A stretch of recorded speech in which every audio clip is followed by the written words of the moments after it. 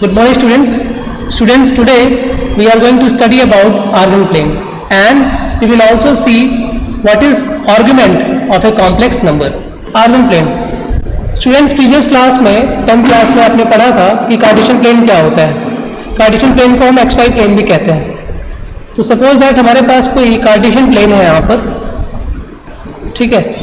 This is x axis and this is y axis and this is origin. तो हमें पता है कि कार्टेशियन प्लेन में हर एक पॉइंट जो होता है वो किसी न किसी ऑर्डर्ड पेयर एक्स वाई को रिप्रेजेंट करता है. और इसी का वाइस वर्सा हम कह सकते हैं कि for every ordered pair x y, जहाँ पे एक्स वाई कोई रियल नंबर्स है, there exist a point P in x y plane और कार्टेशियन प्लेन. तो हर एक पॉइंट के लिए हमारे पास एक ऑर्डर्ड पेयर एक्स वाई होता है और हर एक ऑर्डर्ड पेयर एक्स वाई के लिए हमारे पास एक पॉइंट होता है कार्टेशियन प्लेन में. ये 10th क्लास में हमने पढ़ा हुआ है. Now let z is equal to x plus i y is any complex number. ये कोई कॉम्प्लेक्स नंबर है. तो इसको ऐसे भी कह सकते हैं हम, for every ordered pair x y there exist a complex number z is equal to x plus i y, है ना. अगर एक्स वाई हमारे पास रियल नंबर्स है तो इनके लिए हम एक complex number z is equal to x plus i y define कर सकते हैं. और इसका वाइस वर्सा भी बोल सकते हैं कि अगर z is equal to x plus i y कोई कॉम्प्लेक्स नंबर है तो एक्स वाई यहाँ पर रियल नंबर्स है, तो इनसे एक ऑर्डर्ड पेयर बन सकता है एक्स वाई. तो यहाँ से एक कंक्लूजन निकलता है, for every complex number z is equal to x plus i y there exist an ordered pair x y and for every ordered pair x y there exist a point in the x y plane और Cartesian plane. तो directly हम ये भी कह सकते हैं कि z is equal to x plus i y के लिए हमारे पास एक पॉइंट एग्जिस्ट करता है एक्स वाई प्लेन में और कार्टेशियन प्लेन में, ठीक है. For every complex number z there exist a point in the Cartesian plane. तो इसी कार्टेशियन प्लेन को हम क्या कहते हैं, आर्गन प्लेन कहते हैं. अगर कार्टेशियन प्लेन में हर एक पॉइंट जो है उसको कोई ना कोई कॉम्प्लेक्स नंबर असाइन कर दिया जाए. जैसे अगर कोई पॉइंट p है जिसके कोऑर्डिनेट एक्स वाई है, तो अगर ये पॉइंट किसी complex number z is equal to x plus i y को रिप्रेजेंट कर रहा है कार्टेशियन प्लेन में, तो कार्टेशियन प्लेन को हम क्या कहेंगे, आर्गन प्लेन कहेंगे, ठीक है. और अगर इसको हम आर्गन प्लेन कहेंगे तो ये जो एक्स एक्सिस है ये क्या हो जाएगी, रियल एक्सिस हो जाएगी, ठीक है. और ये जो वाई एक्सिस है इसको हम इमेजिनरी एक्सिस कहेंगे. और ये जो ओरिजिन है आर्गन प्लेन में इसको हम पोल कहते हैं. तो ये टर्म्स आपको माइंड में अपने रखते हैं. X axis means real axis, y axis means imaginary axis and O means origin means pole. Clear.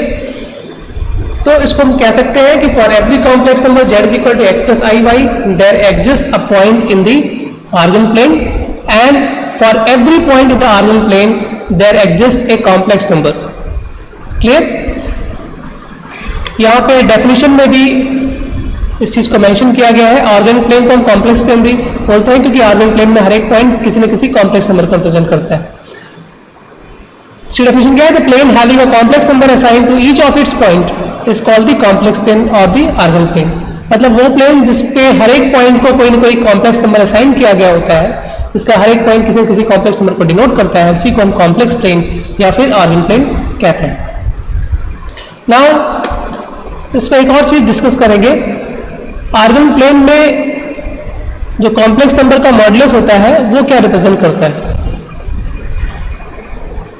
Suppose that ये हमारा आर्गन प्लेन है, ठीक है. मतलब ये रियल एक्सिस है आपका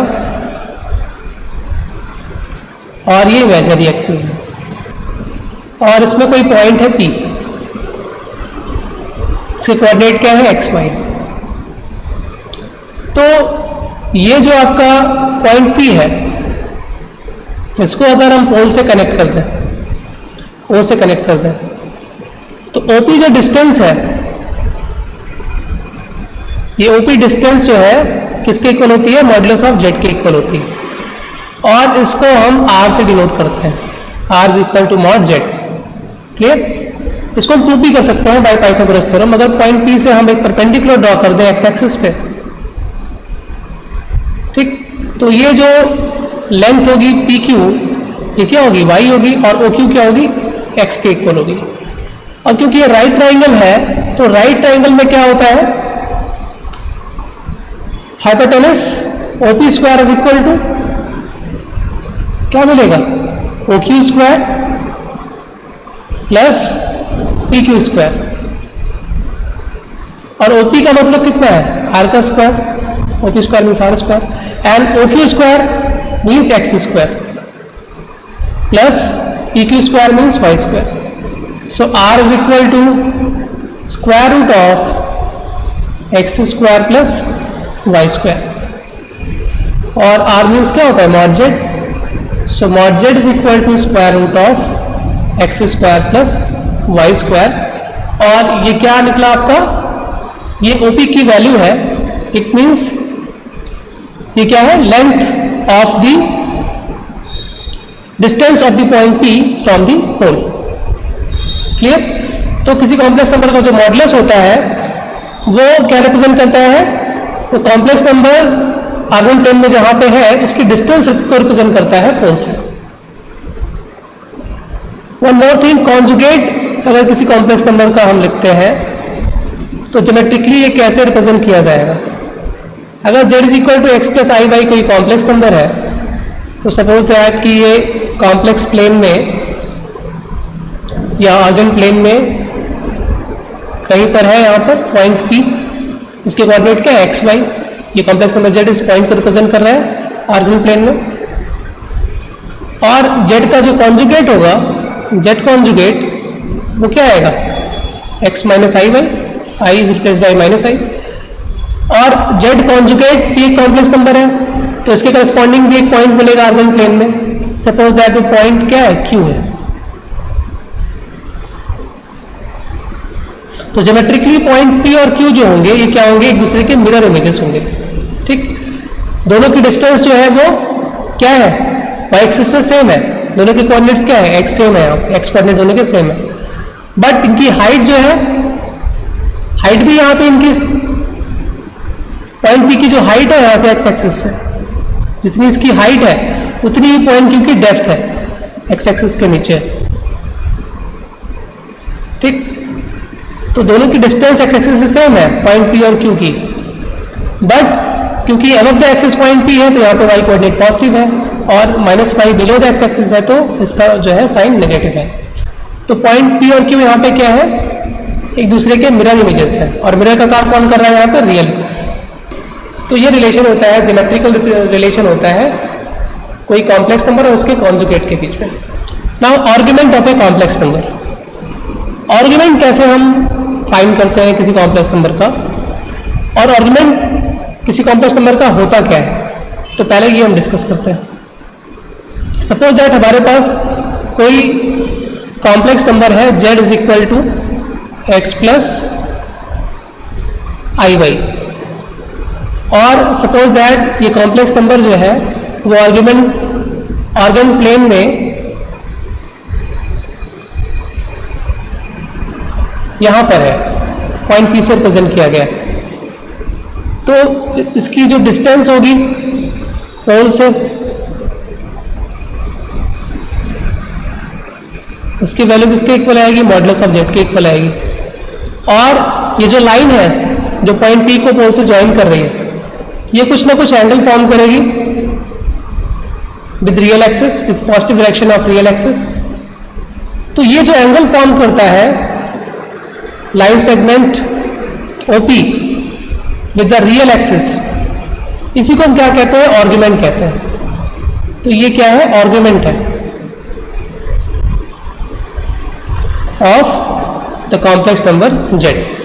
ठीक है, तो कॉम्प्लेक्स नंबर अगर हमारे पास कोई गिवन है तो एक आर्गन प्लेन में जिस पॉइंट को रिप्रेजेंट कर रहा है वो पॉइंट अगर हम पोल के साथ ज्वाइन करें तो जो लाइन सेगमेंट हमको मिलेगा वो लाइन जो एंगल फॉर्म करेगी with positive direction of real axis, जिसको हम इनिशियल लाइन भी कहते हैं. ठीक है, तो इनिशियल लाइन के साथ जो एंगल फॉर्म करेगा उसी को हम आर्गुमेंट कहेंगे कॉम्प्लेक्स नंबर का. ठीक, अब आर्गुमेंट हम दो तरीके से फाइंड कर सकते हैं. एक हम फाइंड कर सकते हैं आर्गुमेंट की वैल्यू बिटवीन 0 एंड 2 पाई. ठीक है, और दूसरा हम फाइंड कर सकते हैं थीटा की value between minus pi and pi. ठीक है, तो और अगर थीटा की value between minus pi and pi find करते हैं हम, तो थीटा को हम क्या बोलते हैं, प्रिंसिपल आर्गुमेंट कहते हैं। तो इस केस में हम थीटा को प्रिंसिपल आर्गुमेंट कहते हैं। क्लियर? तो वन बाय वन दोनों को डिस्कस करेंगे। सपोज दैट हम आर्गुमेंट की वैल्यू फाइंड कर रहे हैं बिटवीन 0 to 2 पाई। तो उस केस में हमारे पास 4 केसेस बनेंगे।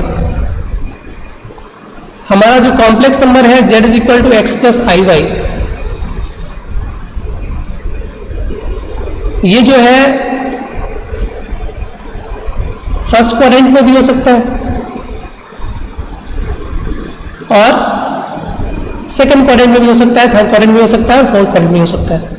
अगर ये फर्स्ट क्वाड्रेंट में होगा पॉइंट P, तो इस केस में जो एंगल बनेगा हमारा विद इनिशियल लाइन OX, ठीक है, यही हमारा क्या हो जाएगा, आर्गुमेंट हो जाएगा।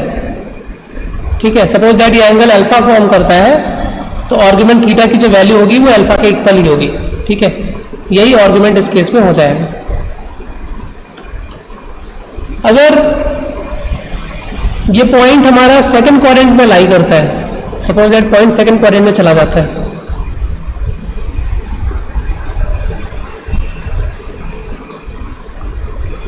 तो जो एंगल फॉर्म करेगा ये पॉइंट विद इनिशियल लाइन, वो एंगल क्या होगा, ये होगा। ठीक है, और इसकी जो वैल्यू मिलेगी वही हमारा आर्गुमेंट होगा। तो सपोज दैट पहले हम ये देखते हैं कि ये जो एंगल फॉर्म कर रहा है पॉइंट P एक्स एक्सिस के साथ में, वो कितना है, अल्फा है। तो थीटा की वैल्यू कितनी होगी इसमें, theta is equal to total value pi है और ये अल्फा है, तो पाई में से अल्फा सब्ट्रैक्ट कर देंगे, पाई माइनस अल्फा मिल जाएगा। ठीक है, नेक्स्ट केस क्या हो सकता है, अगर पॉइंट P हमारा कहाँ पे लाई कर रहा है, point P suppose that third quadrant में लाई कर रहा है, तो अगर थर्ड क्वाड्रेंट में जाएगा तब केस डिफरेंट हो जाएगा। एक्स एक्सिस के साथ में जो एंगल बन रहा है इसका, वो अल्फा बन रहा है। और हमें क्या मेजर करना है, इनिशियल लाइन के साथ में OX के साथ में कितना एंगल बन रहा है वो फाइंड करना है।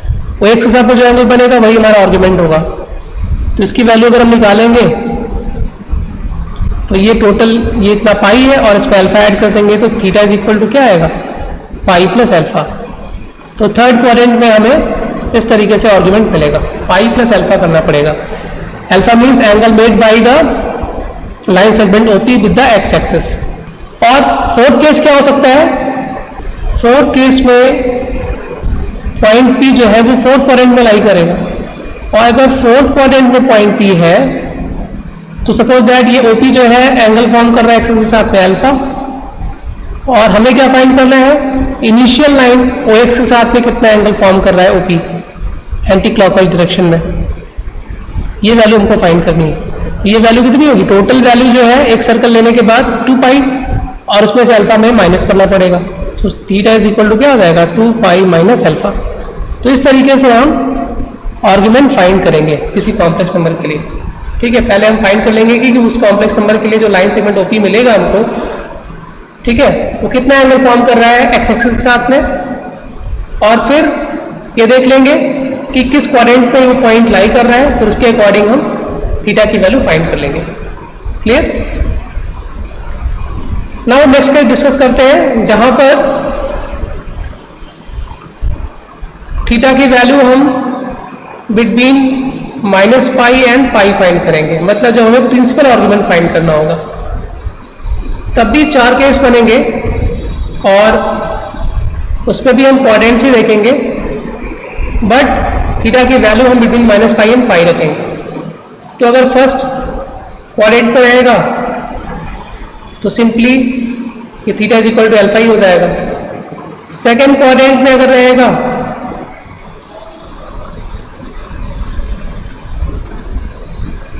तब भी जैसे ऊपर किया था बिल्कुल वही प्रोसेस फॉलो होगा।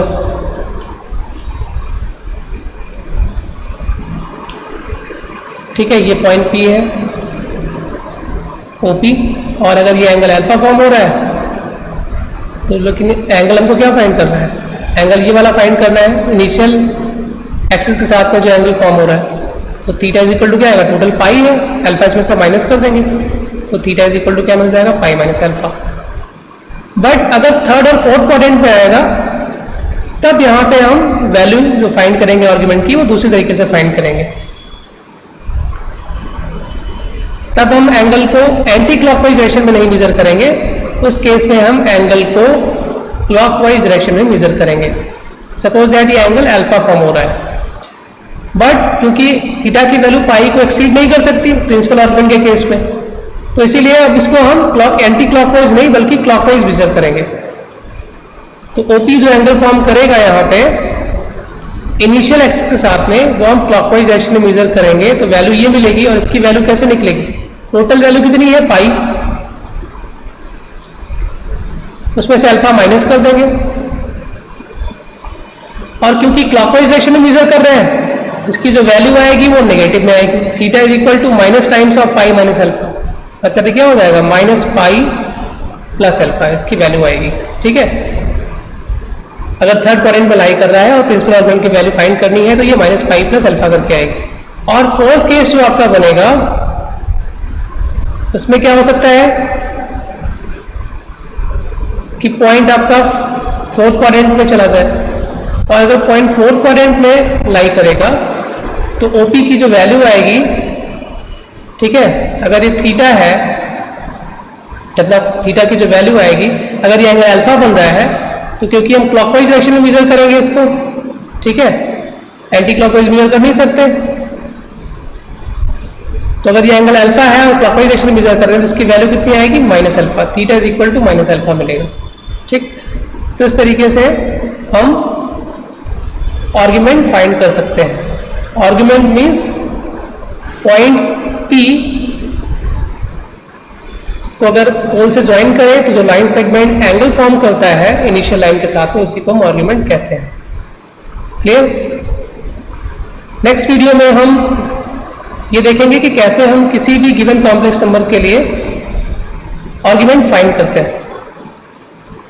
Thank you.